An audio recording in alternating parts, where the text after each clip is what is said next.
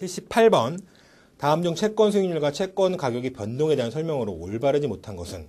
돌려 얘기했지만 말케레 정리 물어보는 거죠. 말케레 정리는 쓸 게 많네. 5가지 정리하시면 됩니다. 제가 자주 사용하는 교재의 표현하고 좀 다를지 모르겠지만 약어들을 사용해서 5가지를 한번 정리를 해보면요.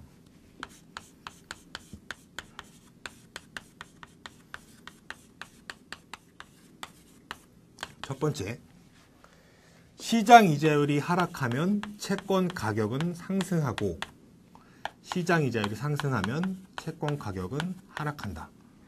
시장 이자율, 채권 가격 이렇게 제가 정의를 했어요. 두 번째, 1번 맞아요. 뭐 1번이 틀리다는 게 아니라 다른 얘기를 하자는 게 아니라 맞는데 이 상승한다거나 하락한다거나 부호가 아니라 그 크기 이렇게 표현해 볼게요. 크기를 비교해 봤더니 항상 더 얘가 크다. 본강의 시간에 그래프 생각하시면 명확하다고 말씀드렸고요. 세 번째, 만기가 잔존만기 길어지면 1번, 2번 다 맞는데 그 변동성 폭이 더 커진다. 올라갈 때 더 많이 올라가고 떨어질 때 더 많이 떨어지고. 네 번째, 3번 맞는데 변동성이 증감률 커지는 건 맞는데 조금씩 증감률은 줄어들면서 커지더라. 마지막으로 2표, 중간중간에 지급하는 2표가 늘어나면은 반대로 변동폭은 작아들더라. 5가지를 보시면 됩니다. 첫 번째, 말로 하면 좀 힘들어요. 그림으로 좀 상상을 하셔야 돼요. 가격은 채권 수익률이 상승하면 하락하고 채권 수익률이 하락하면 상승한다. 반대, 채권 수익률과 가격은 반대로 돼 있구나. 말케레 1번 정리, 그쵸? 두 번째, 채권 수익률이 하락할 때 채권 가격이 상승폭은 채권율이 상승할 때 채권 가격의 하락폭보다 항상 더 크죠. 요거 그림으로 표현해 보면은 수익률, 채권 가격 이런 그림을 그릴 수가 있습니다. 그래서 실제 채권 가격은 요 원점에 대해서 볼록한 이 노란 선과 같이 움직인다. 채권 수익률이 특정 점에서 하락할 때 채권 가격의 상승폭은 이따만큼이죠. 그렇죠? 똑같은 크기. 채권 수익률이 상승할 때 채권 가격의 하락폭은 노란 선이니까 이따만큼이죠. 그렇죠? 요만큼이 차이가 있는 거야. 그래서 하락할 때 상승폭이 상승할 때 하락폭보다 항상 더 크다. 2번이 잘못된 지문이죠. 세 번째는 만기와의 관계를 얘기하고 있고 네 번째는 2표와의 관계를 얘기하고 있고 얘와 얘를 얘기하고 있네요. 그렇죠? 맞는 표현. 79번, 시장 수익률이 12%에서 10%로 하락했을 때 채권 가격이 기존의 10,000원에서 1,541.58원으로 상승하였다면 다음의 정보를 통하여 채권의 볼록성을 산출하면 주어진 정보는 채권의 만기는 3년, 2표 8%, 그러나 3개월 지급이니까 1년에 4번 지급하네. 맥컬리 듀레이션은 2.75. 채권 가격 변동 공식만 알면 저희가 풀 수 있는 문제고요. 이 정도면 충분할 것 같습니다. 볼록성 자체를 구하는 문제는 굉장히 어려울 것 같고 채권 가격의 변동률은 마이너스가 붙은 이유는 채권 가격과 이자율은 반대 간격이 여기 있네. 반대 간격이기 때문에 이렇게. 얘는 수정 듀레이션. 수정 듀레이션 어떻게 구하느냐? 맥컬리 듀레이션을 1 플러스 만기 수익률 나누기 이자. 1년에 지급하는 이자 지급 횟수.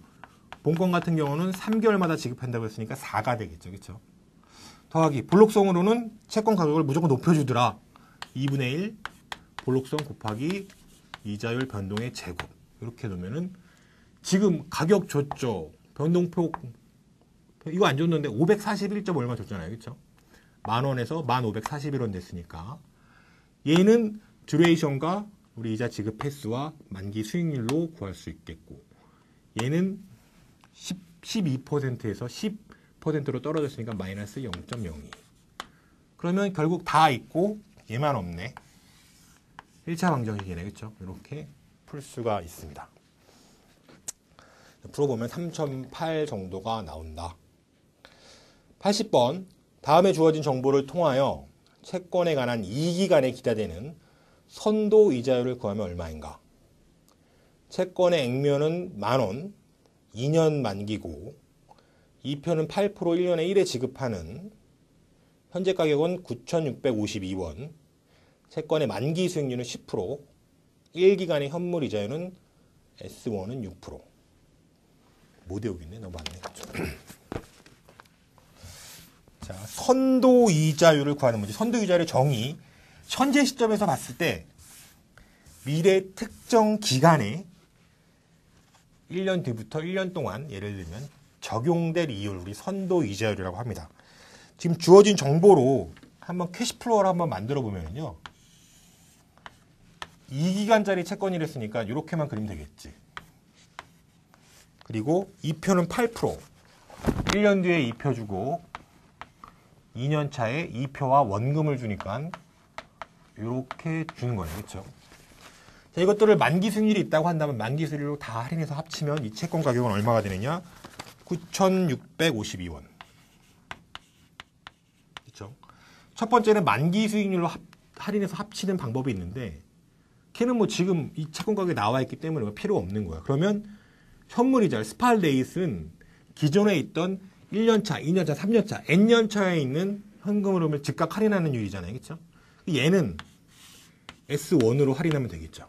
S1은 우리가 6%로 주고 있죠. 얘는 S2로 할인하면 되겠죠. S2는 이게 우리가 구하는 거잖아요. 그렇죠? 이렇게. S2를 구하는 게 아니구나, 우리가.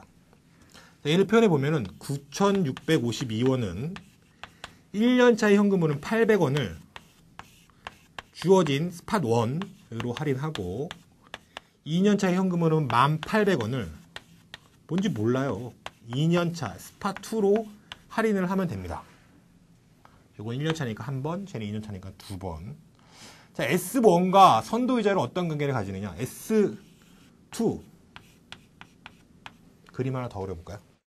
이런 그림. 1년, 2년, 3년, 4년 각기에 있는 현금 흐름을 즉각 할인하는 율, 만기 수익률, 현물이자율이에요. 스팟 1. 그렇죠? 얘를 즉시 할인하는 거 스팟 2예요. 선도이자율은 현재 시점에서 미래 특정 기간에 적용되는 이자율, 1년 뒤부터 1년 동안 적용될 이자율, 이게 선도이자율이잖아요. 그렇죠? F1, 2라고 정의를 한다면 얘는 색깔의 관계, 얘를 즉각 할인하나 쿠션을 치나 마찬가지죠. 1 플러스 S2를 두 번 하나, 할인하려면 두 번 있어야 되니까 한 번은 S1으로 하고 한 번은 요 선도 이자율로 하고 이거랑 같다는 얘기잖아요. 그렇죠? 결국 이 식에다 얘를 넣으면 되겠죠. 따라서 9,652원은 똑같네 이거는. 그렇죠?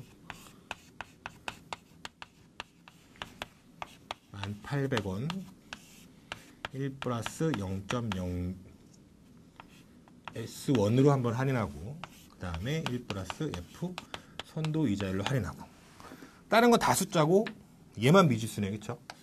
그러면 우리가 조금 귀찮긴 하겠지만 구할 수는 있죠. 그래서 구해보면 14.5%가 나오더라. 81번 문제 살펴보시면요. 다음 중 금리 예측 전략을 통한 투자 의사결정으로 올바르지 못한 것은 무엇인가? 금리 예측 전략 보시기 전에요. 말키리 정리로 다 저희가 해석을 할 수가 있습니다. 예를 들어 어떤 상황에서 수익률이 상승한다고 가정한다면, 예상한다면 이 얘기는 어떤 얘기냐? 채권 가격이 떨어진다는 얘기잖아요. 그렇죠?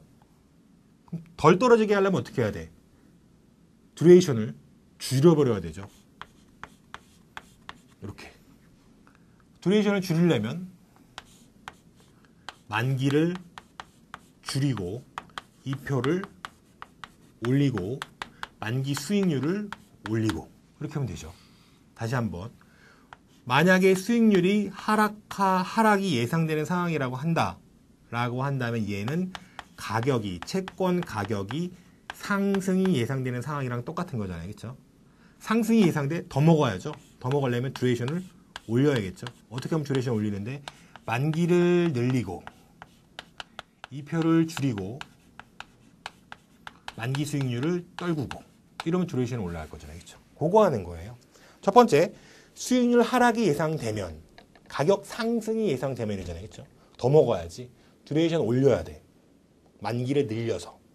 국민주택 채권, 도시철도 공채 등 장기 채권을 매입해왔다. 잘했다. 만기 올렸잖아요. 그렇죠? 두 번째, 수익률 상승이 예상되면 가격 하락이 예상되면 덜 떨어져야지. 듀레이션을 줄여야 돼. 통화채 등 잔존 만기가 1년 이하인 단기 채권으로 매입하였다. 잘했네. 듀레이션 줄였네. 세 번째, 수익률 하락이 예상되면 가격 상승이 예상되면 똑같은 얘기. 더 먹어야지. 듀레이션을 올려야 돼. 그렇죠? 2표를 올리려면 2표를 줄여야 되잖아요. 근데 걔는 거꾸로 할인채를 처분하고 2표채를 매입하였다. 할인채는 2표가 0인 채권이고 2표채는 2표가 있는 채권이니까 얘는 오히려 2표를 올렸네. 줄여야 되는데. 반대로 행동을 하고 있죠. 3번이 틀린 지문. 네 번째, 수익률 상승이 예상되면 가격 하락이 예상되면 만기를 듀레이션을 떨궈야 돼. 만기를 줄여야 돼. 채권을 처분하고 현금 보유 비중을 늘렸다. 현금은 만기가 0인 채권이잖아요. 그렇죠? 그렇게 보시면 될 것 같습니다. 82번, 다음 정보를 기초로 코스피 200 주가지수 선물의 균형 가격을 구하면 얼마인가?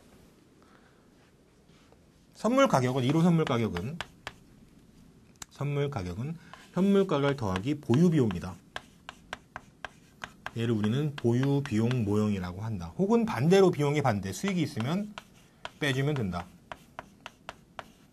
이렇게 정의했어요. 그렇죠? 질문에 있는 정의들을 보니까 현재 주가 지수는 260포인트. 이게 현물이네. 현물. 260. 보유 비용. 선물은 현재 미래에 결제해야 되고 현물은 현재 결제해야 되니까 그 기간 사이에 이자 비용이 발생을 하겠죠. 이자 비용은 260 곱하기 이자율, 주어진 이자율 3%, 만기까지는 3개월 남았네. 비용이 수익이 있나 봤더니 배당 수익률이 있네. 마찬가지로 260 곱하기 연으로 표현되어 있으니까 얘도 당연히 월할 계산 해줘야겠죠. 이렇게 구하면 261.3 구할 수 있겠다. 83번, 투자자가 50억의 주식 포트폴리오를 보유하고 있다. 포트폴리오의 베타가 0.6, 코스피 선물이 250포인트라고 한다면 완전 해지를 위해 필요한 선물 거래는 몇 계약인가?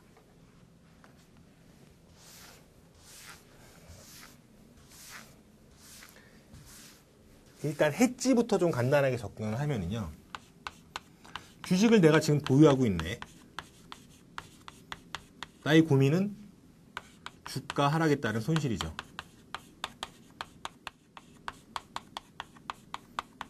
해결을 위해서는 추가적으로 같은 상황 주가가 하락됐을 때 이익을 보는 상품을 편입시켜주면 완전 없어지거나 일부 없어지겠죠. 그렇죠? 완전히 없어지면 완전 했지. 일부 없어지면 일부 했지. 아니 세상에 가격이 떨어지는데 이익이 나는 상품이 뭐가 있느냐? 선물 매도가 그렇죠. 따라서 얘를 우리는 해지 거래라고 한다. 내 목적은 이거인데 이걸로 수단으로 이용하고 있기 때문에 이 이름을 우리는 수단으로 부린다. 그래서 매도 해지 거래라고 한다. 결국 뭔지 모르겠으나 이 거래는 선물을 매도해야 되는 거래다. 자, 현물 쪽 봤어요. 현물 쪽. 지금 내 주식 얼마 갖고 있냐면 50억 갖고 있어요. 그렇죠? 여기에 대한 민감도로 베타를 주고 있었는데 베타가 0.6이래요. 그럼 실제 갖고 있는 돈은 50억이지만 얘는 민감도를 반영하면 5, 6, 30, 30억만큼의 크기로 움직인대요. 그렇죠? 그럼 얘를 완전 해지하기 위해서는 선물도 이 크기만큼 있어야겠잖아요. 그렇죠? 선물이 지금 얼마인데? 250포인트. 포인트당 단가는 50만원. 퍼 1포인트. 둘이 없어지죠. 그렇죠? 그러면 얘를 몇 계약해야 30억이 나오겠는가? 계약수잖아요. 그렇죠? 비집수 하나 1차 방정식 구할 수 있습니다. 구해보시면 24계약이 나옵니다. 여러분도 좀 헷갈리게 하기 위한 문제 열심히 구했는데 3번에 예를 들면 24계약 매도, 4번은 24계약 매수 이런 거 있어요. 그렇죠?